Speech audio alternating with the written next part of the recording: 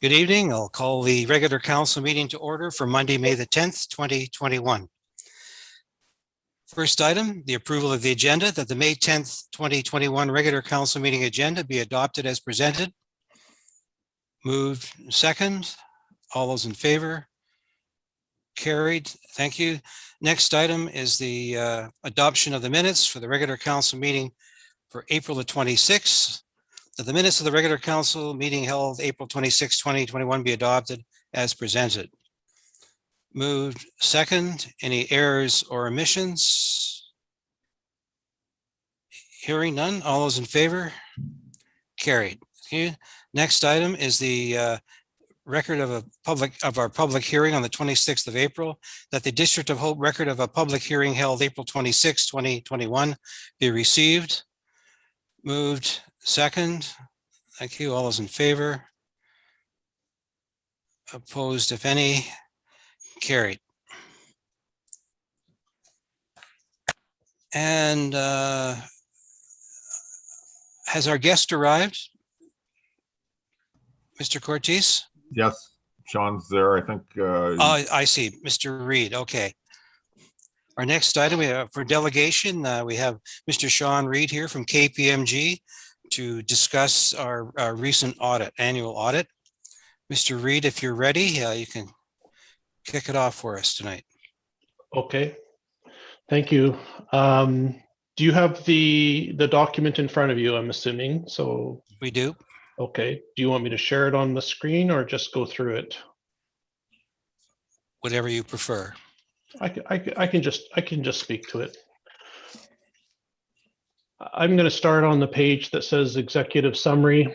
It's a third page in on my document. I'm going to chat about a few things that are new this year around the COVID-19 pandemic and what we did in terms of how that changed our audit approach. We are complete our audit, subject to having our discussion with council.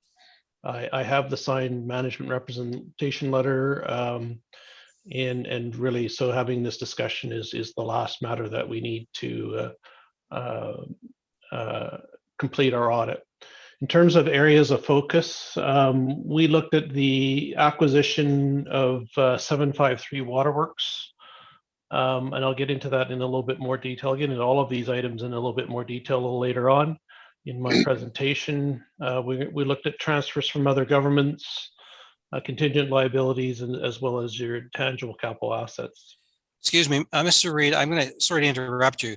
I think maybe it would be better for the public if you Sure. screen shared. Sure, I will do that. Just give me a second.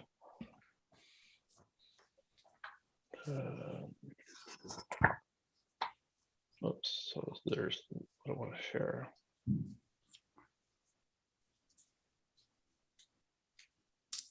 Can you see that? Yes. Yes, thank you. Can you see the document now? Perfect. Now everybody's frozen. Oh, we can see it.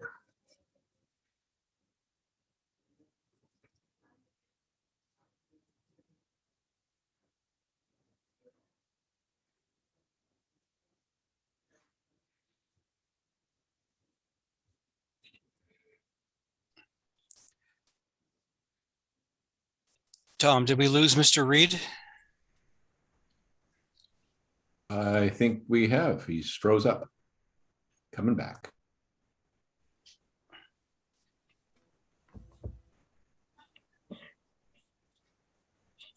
I'm sorry, as soon as I shared my screen, I somehow lost my connection, but I'll try it again.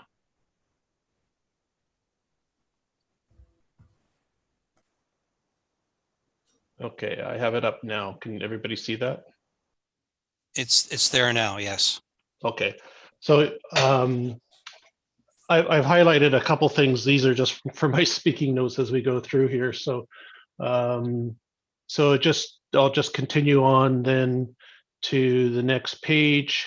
In terms of our executive summary, We noted a couple of adjustments during the year. Those are in the management representation letter, and I'll talk to a couple of them as we go through the details. I'm also going to talk about some control observations around the acquisition of 753 Waterworks a little later on in my report as well.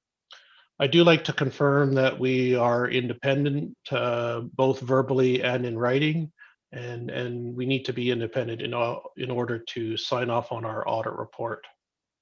So you'll see that there. So from a COVID-19 perspective, we obviously had to do our entire audit remotely. We did a lot of it remotely in the prior year as well. But this year we had a little bit more time to adjust to that in terms of using virtual workrooms, video conferencing to collaborate some information with the district. But Dale does a great job in terms of providing us some very large binders of information, which he dropped off to our office so that our staff had most of the information that they could work from directly. So while there was some change in the audit process due to COVID-19, not significant from your perspective. In terms of doing our work, we first assess materiality, which has remained unchanged from the prior year. So a material error would be an error that would be in excess of $350,000. However, we design our audit work to look for adjustments that would be much smaller than that, because obviously we would accumulate any audit differences. So the audit misstatement threshold that we design our work for is around 17,500, and those amounts remain the same from the prior years. So I mentioned the acquisition of the assets of 753 Waterworks. You acquired that water system for consideration of $3. However, the accounting standards require that you recognize those assets at fair value at the date of acquisition. It's considered to be contributed assets. The $3 was really set in place by the Comptroller of Water Rights in terms of the required transfer value for those assets. So we assessed what we thought, what KPMG thought would be the fair value of the equipment, but management wanted to wait to fully assess the equipment before setting that up. So we've issued an unadjusted error with respect to that. It's below materiality, so we've passed on that adjustment. However, we did get BC assessment values for the two lots that were acquired. One has the well on it and one has the pump station on it. And those have now been recorded in your books at fair value, which is the requirement under the accounting standards. We understand that management plans then to perform a full assessment of those tangible capital assets during 2021, and we'll record the equipment value once that's complete. We spend time looking at the municipal tax revenue. From that is really a substantive analytical procedure. Again, noted no issues from that as in prior years. And then one area you'll note on your financial statements is the significant increase in government grants this year. And the main reason for that is being, as all municipalities in the province, being a recipient of the COVID-19 Safe Restart Grant. And even though all of those funds weren't spent in the current year, the whole grant is recognized in revenue in the year it's received, because you can basically spend that money on anything. There's no restrictions really on how you spend those funds, or very little restrictions. So it's all recognized as revenue in the current year. We assess contingent liabilities by sending confirmation letters to your legal counsel. And we also assess management's assessment of those liabilities. And again, no issues were noted during our testing. And then the other area where we spend some time is looking at the capital assets that you do acquire. We do a sample of the additions and the disposals during the year and agree those to supporting documentation. And again, no audit issues were noted in our testing. From a professional standpoint, professional standards standpoint, there's a presumed risk of fraud. So we, although we haven't identified any specific additional risk assessments related to this audit, we still need to do certain testing. So we look at journal entries and other adjustments. We perform a retrospective review of any estimates, and we evaluate business rationale for any significant unusual transactions. And there were no significant issues noted in our testing. I think I will leave it at that and throw it open to council for any questions that they may have.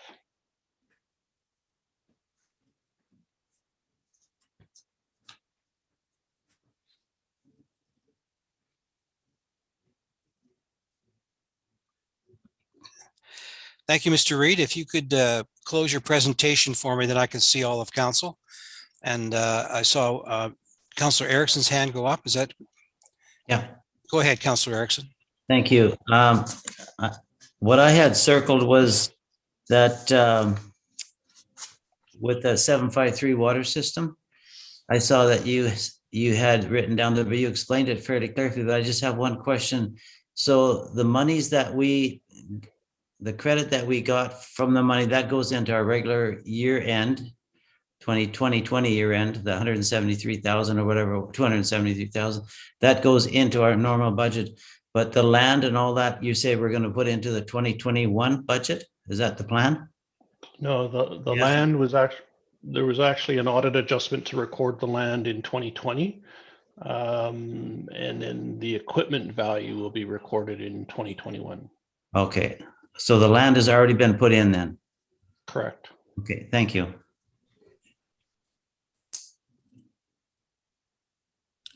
Anyone else? Okay.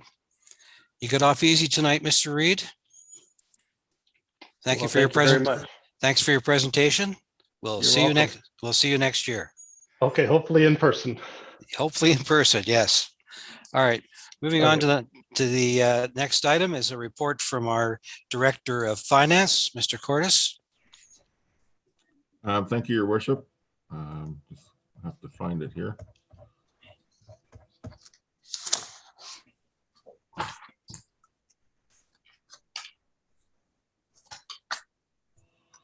Okay, so following up on what Sean had just reported on was obviously our 2020 audit. And so tonight we have the financial statements before council for your approval.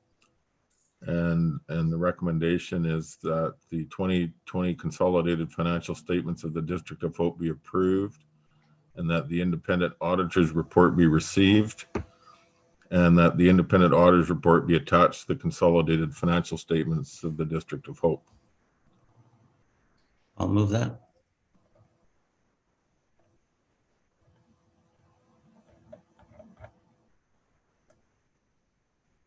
You're on mute, Mr. Mayor. One day I'll get the hang of this. Any questions or comments for the Director of Finance? Okay, hearing none. We have a mover and a seconder. Call the question. All those in favor? Opposed, if any? Carried. Thank you, Mr. Cortis, sorry. Committee reports. There are no committee reports, and we will not be doing mayor and council reports due to the limited amount of time we have tonight. Moving on to permits and bylaws. The first one is a zoning amendment bylaw number 1501-2021, the 20946 and 20952 Acacia Drive. The motion reads that the District of Hope zoning amendment bylaw number 1501, 2021 to rezone the property at 20946 Acacia Drive and 20952 Acacia Drive from single-family residential RS1 to single-family residential with a secondary dwelling RS1S be adopted this 10th day of May 2021. Moved and second. Thank you. All those in favor? Opposed, if any? Carried. Thank you. Next item is a fees and charges amendment bylaw, that the fees and charges amendment bylaw number 1503, 2021 be adopted this 10th day of May 2021. Moved and second. Thank you. All those in favor? Any comments or questions? Hearing none. All those in favor? Carried. Thank you. Next item is the District of Hope 2021 Financial Plan bylaw, that the District of Hope 2021-2025 Financial Plan bylaw number 1505, 2021 be adopted this 10th of May 2021. Moved and second. All those in favor? Opposed, if any? Carried. Thank you, council. Next item is the District of Hope 2021 tax rate bylaw, that the District of Hope 2021 annual tax rate bylaw number 1506, 2021 be adopted this 10th day of May 2021. Moved. Second. Thank you. All those in favor? Opposed, if any? Carried. Next item is a report from our Director of Community Development for 558 and 568 Park Street rezoning. Mr. Gill. Mr. Mayor, through you, the applicant is proposing to construct a strata complex consisting of 4 duplex style units and 1 triplex under the RM2 zone for a total number of 11 dwelling units. The current zone of the 2 properties is single family residential RS1. All right, thank you. The motion reads that the District of Hope zoning amendment bylaw number 1507, 2021 be given a first, second reading in order to rezone lots 9 and 10, block 28 at 558 and 568 Park Street from single family residential RS1 to ground oriented multiple family residential RM2. And further, that the public be notified in accordance with the District of Hope application procedures and public hearing information meeting procedural bylaw number 1393, the Local Government Act and the Community Charter. Moved. Thank you. Second. All those in favor? Opposed, if any? Thank you. Carried. Next item, Mr. Gill. I believe Councillor Smith might have a question. Sorry, just a quick question on the last. Sorry about that. Go ahead, Councillor Smith. That's all right. Just a quick one on the last one, Jazz. So in that zoning, it read multifamily, so it's not senior dependent or anything like that. Like it's open range for all ages then? Through you, Mr. Mayor, that is correct. It's open. Okay, thank you.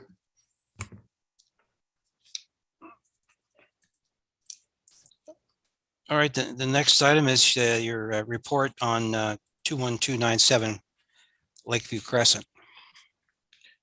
Mr. Mayor, through you, this is a substantial renovation for the property and Lakeview Crescent. There's different components to it. One's a development permit for geohazard assessment. It's required because the building footprint is somewhat changing. Secondly, there is a variance permit intended for the accessory building, which due to the design and the overall, I guess, theme of the roofs, there's a variance required for the height envelope for that accessory building. All right, let me get it on the table and then we'll take a question from council. So resolution number 1 would be that a District of Hope geotechnical hazard development permit be approved for the property at 21297 Lakeview Crescent for the renovation of the single-family dwelling and the construction of a new garage, subject to the District of Hope receiving a satisfactory certified report from a qualified professional confirming the renovation to the dwelling and the construction of the garage is safe for the use intended, and further that the Director of Community Development be authorized to endorse the geotechnical hazard development permit and required covenant document. And further, that for purposes of the development permit validity period, the conditions of the development permit shall expire on May 10th, 2023. And further, that for the purposes of Section 504 of the Local Government Act, substantially started any construction shall mean the issuance of a valid District of Hope building permit for the renovations to the dwelling and construction of the garage. Looking for a mover and seconder, then we'll moved in second. Thank you. Any questions for staff? Councillor Erickson. Thank you, Mr. Mayor, through you. Mr. Gill, are these buildings separate or is that actual one building? Is the garage separate from the house or are they both together as a one unit? Mr. Mayor, through you, currently it's two separate buildings. But with this permit, they're going to put it to one building? Are they putting it to one unit, tying them together? No. Typically, in regards to building permit, we always separate them out. Okay. So, but when the construction is completed, will it be one unit? As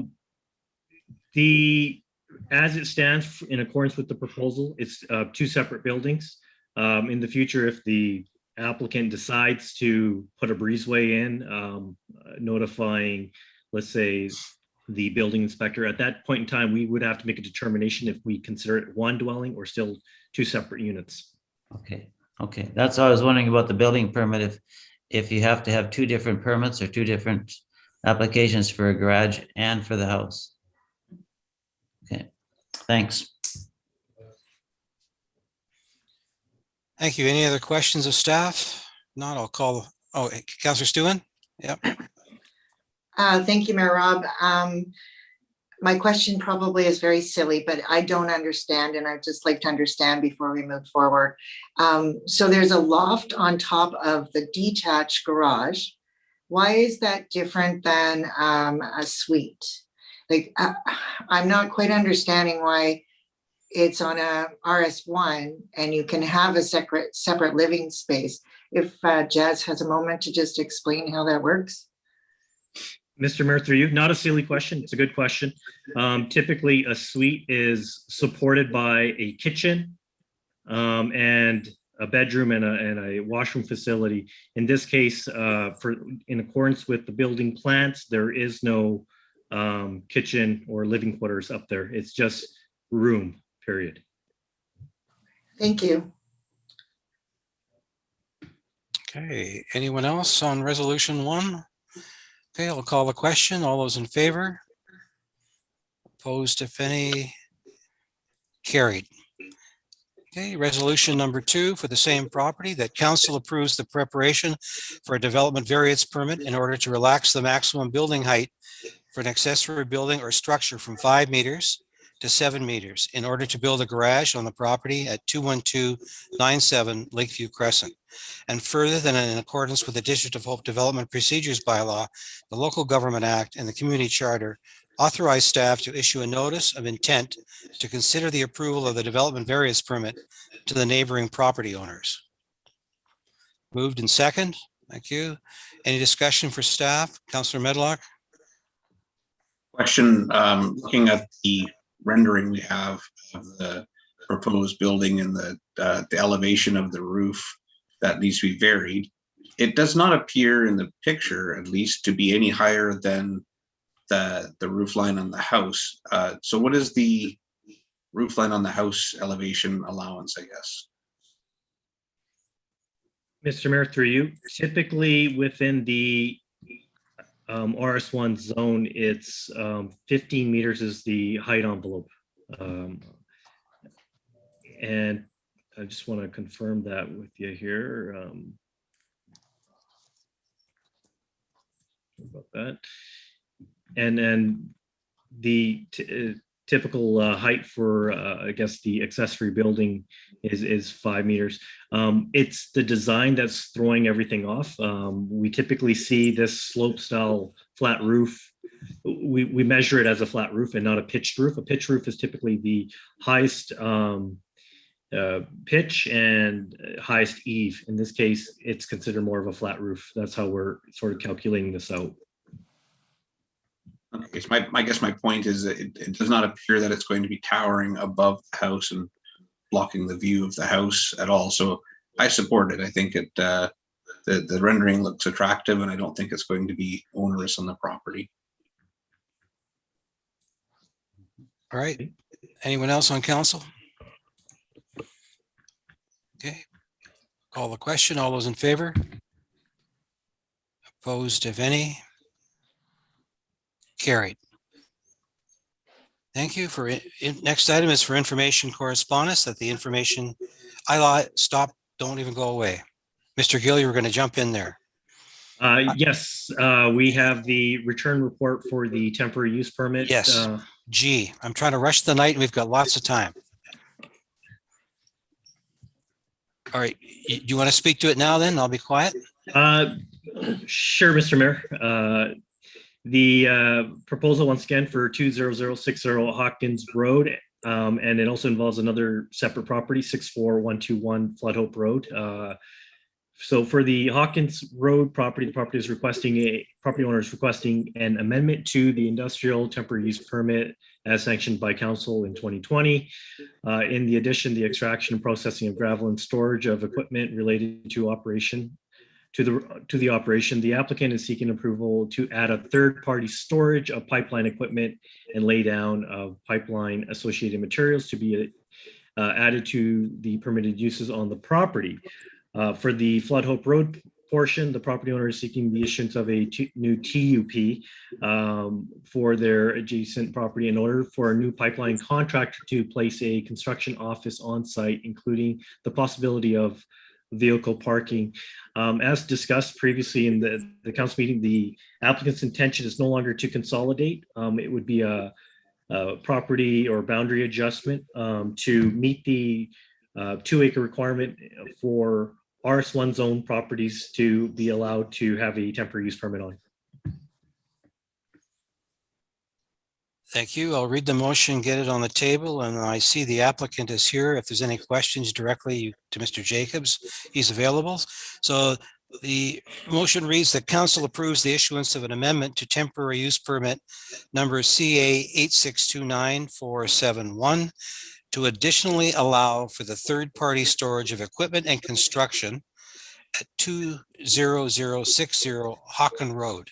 And further, that subject to the property lot line adjustments, increasing the size of lot 1 at 64121 Flood Hope Road from 1.04 acres to 2 acres, approve the issuance of a 3-year temporary use permit for the site to allow for the placement of a construction office and the possibility of vehicle parking. Look, I have a mover and a seconder. Mr. Jacobs is here. If anyone has any questions directly to him. No concerns. Okay, I'll call the question. All those in favor? Opposed, if any? Carried. Sorry about that, Mr. Jacobs. I almost forgot about you. There we No go. problem. Thank you very much. Okay. Next item is for information correspondence, for information correspondence list dated May the 10th, 2021 be received. Moved and second. All those in favor?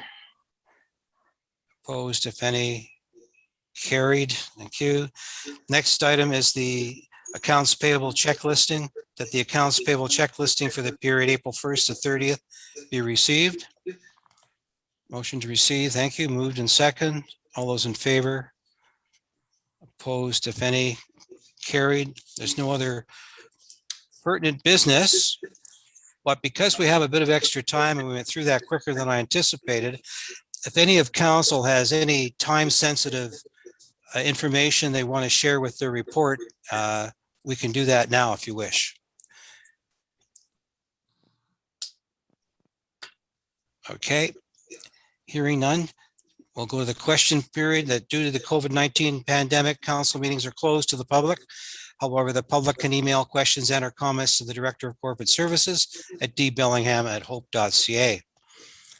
The next meeting will be Tuesday, May 25th, 2021 at 7 p.m. Motion to adjourn. Moved in second. Thank you. I'll see you all on the new Zoom